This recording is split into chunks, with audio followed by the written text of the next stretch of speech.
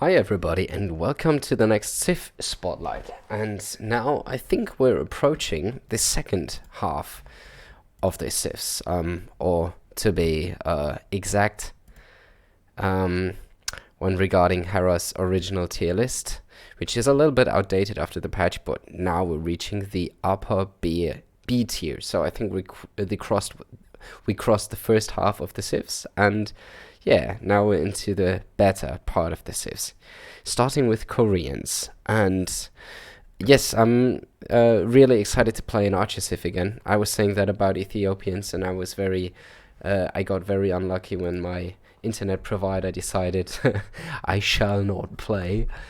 Um, so I actually dropped, I think, 2 or maybe even 3 games. I would have to check in detail. But now I hopefully get to finally play an Archer Civ again. And it says it's a defensive and naval civilization. I think I'm not going to play water maps. At least I'm trying to ban them as much as possible because I want to focus on Arabia and because I'm not good on water maps. Should I get something like Continental, it's okay-ish, but I mean, I don't want to go too much into turtle ships, not turtle ships. Yes, turtle ships they're called. And yeah, everything they can do on water. So I'm mainly interested in Arabia here, and that's I think I don't have to. I'll quickly go through the bonuses, but then I'm more going through the ages and what I want to play this Civ like against what kind of Civs. So villagers line of sight, obviously interesting. Stone miners work faster. Tower upgrades free. So that obviously seems like Man at Arms Tower Rush into Castle Drop into Unique Unit. It's a good game plan. I think I've done this a couple of times to open, I think even without Man at Arms, just playing like 19 or 20 pop Tower Rush straightforward, and then adding a couple of farms. Blacksmith Market, get offensive towers up, deny resources if need be, get some defensive towers up as well. Those are going to be upgraded upon Castle Age, which is a huge buff. And then, as we're on stone, directly transitioning into their power unit, the War Wagon. And the War Wagon is just an absolute beast. Its A has a little bit of mobility, not too much though. It's pretty slow for a cavalry unit. But then it's, it does have, it's tanky.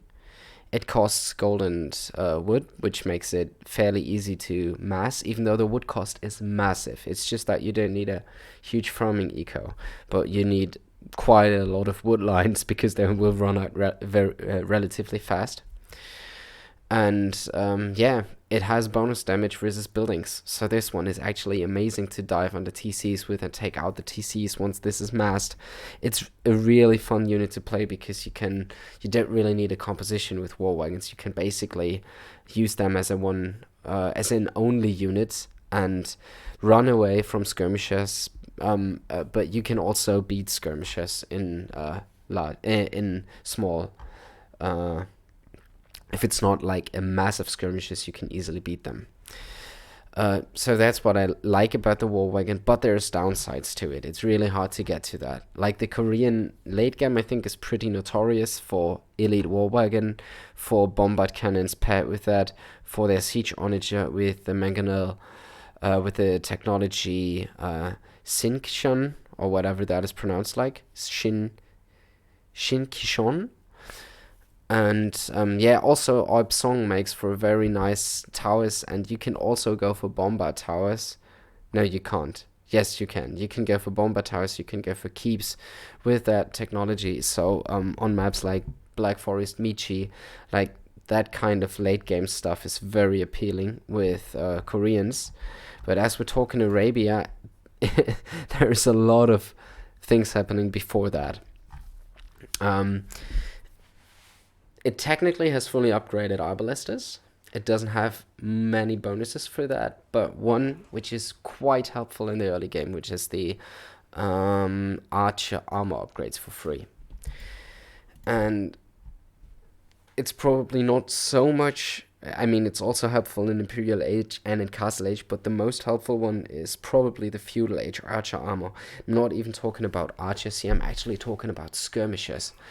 Because if someone says maybe someone is opening one range archers and you just make two skirms, usually by the time you have the two skirms out and at the enemy's base, they have, let's say, 5 6 archers, and as you don't have the padded archer armor, they can easily micro your skirms down. With Koreans, it's a different thing because you have that armor from the start, so you really have a huge advantage in early feudal archer battles. It's probably even worse than or it's even better than Ethiopian and Vietnamese bonuses for early feudal age.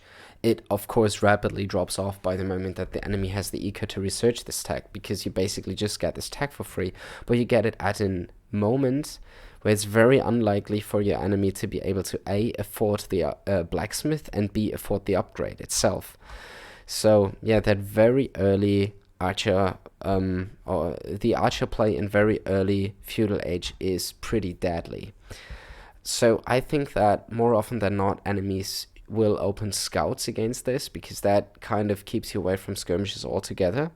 Men at arms, on the other hand, will force you into archers, which also kind of, yeah, enables you to use your bonus. So, but this is what I'm kind of thinking, like, if it's possible to open defensive archers with some skirmishes mixed in, they are very strong early feudal, and yeah, you should probably get along very well in feudal age, but you don't really have a lot of economic bonuses for that, except for stone miners working faster. Yeah, the barracks is fully upgraded, also now with gambesons, and I think, oh, you're missing blast furnace. Okay, but that's not too much of a deal, because the halberdier thrive on their bonus damage anyways. And yeah, you technically get hussar, but without bloodlines, and I think you're missing an armor upgrade, so it's not the best hussar at all, but it is hussar after all still. It might win versus most light calves of other archer civs. So what's the game plan here? In Dark Age, I think it's possible to go Drush into flush archers. I can't play that. I'm going to stick away from that. My APM doesn't allow for that. Then I can go man at arms into archers. This would be an opportunity if I'm facing a civ which is vulnerable for man at arms, but I'd rather stay away from that, and just go for straight archers, which is the third option. I think I don't want to open stable with Koreans ever. I don't see a reason for that. Yeah, if I'm on the range, I would try to play purely on the range in feudal age. If I'm forced into skirmishes, because my enemy is also playing skirmishes, well, I will add skirmishes. That's kind of good for me, okay for me. I should survive that, and then actually play a stock standard crossbow play. If I get behind in feudal age, I think I will need to add a siege workshop and mangonels and pressure from here. And if I'm ahead, I can boom. Let's maybe talk through the scenarios when I'm facing an archer civ. I will want to mix in a couple of skirmishes, depending on how many skirmishes my enemy also mixes in, and try to take the fights as early as possible, because I do have an advantage as long as I have the padded archer armor and my enemy doesn't. After that, I want to add skirmishes, and I should be fine defending that. Yeah, so the play versus enemy archer civs in feudal age should be okay. In late feudal age, things could get dicey, but I mean, that's just a very limited time window, so I think playing range units versus archer civs is fine with Koreans. Playing versus cav civs could be a little bit trickier. Let's say I'm facing Mongols, and they have a very fast scout rush, and I'm on defensive archers. The Mongol player is going to be at my base very early, probably at a timing where I just have about 1 or 2 archers out. So I will need to add spearmen, try to wall up, try to mass archers. By the time I have achieved that, I might have lost, let's say, 1 to 2 vills, and my enemy will have like 6, 7, 8 scouts maybe. potentially thinking about bloodlines, and will also add his or her own skirmishers. And that puts me into a little bit of a pickle, because then I do have to go skirmisher, archer, spearman. That keeps me in feudal age for much longer than I want to be in. And yeah, that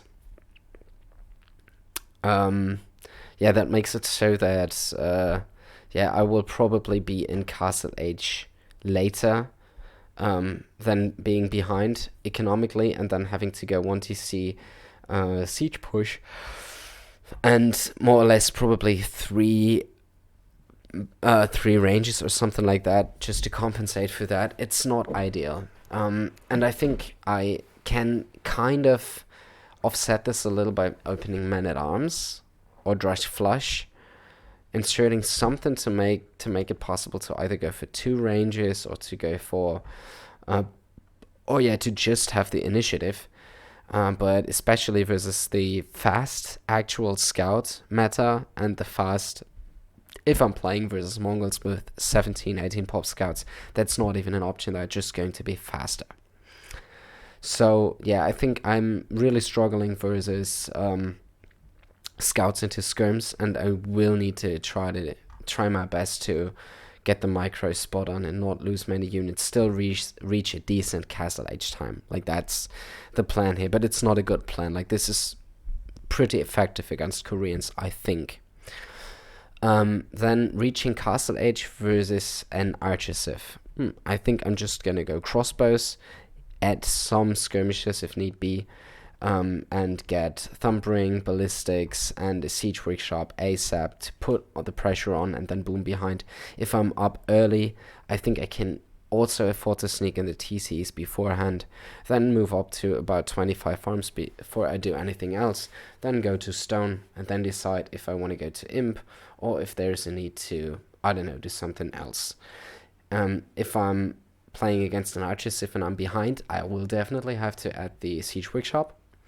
If I'm playing against a cav civ, I think I will need to add in a monastery first, and then I can try to boom and be safe under my TCs.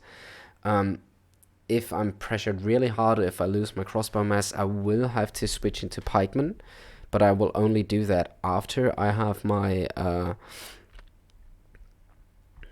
boom up and going. And yeah, that's basically it. And then aim for the imp timing with Arbalester, potentially with a support unit, either the Halberdier or the Hussar, and try to win the trap war. And then for late game, I would either try to fully upgrade the Helps versus a Cav Civ, or the Hussar versus an Archer Civ. I would try to research Cap Ram, because it's the cheapest, at least gold-wise, cheapest siege unit for the late game. Try to get the blacksmith upgrades fully done. And I don't really consider it realistic to ever switch to war wagons from Arbalestes without trade. It's just too expensive. Also the upgrade cost. But if it's somehow possible to get to that, it's nice. And I think I'm going to stay away from the cheesy tower rush play altogether. I think the stone mining bonus is still very nice if you try to get the castles up at the time you want to get them up. But that's kind of the approach I want to choose for Koreans. So let's jump onto the ladder and see how that plays out in practice.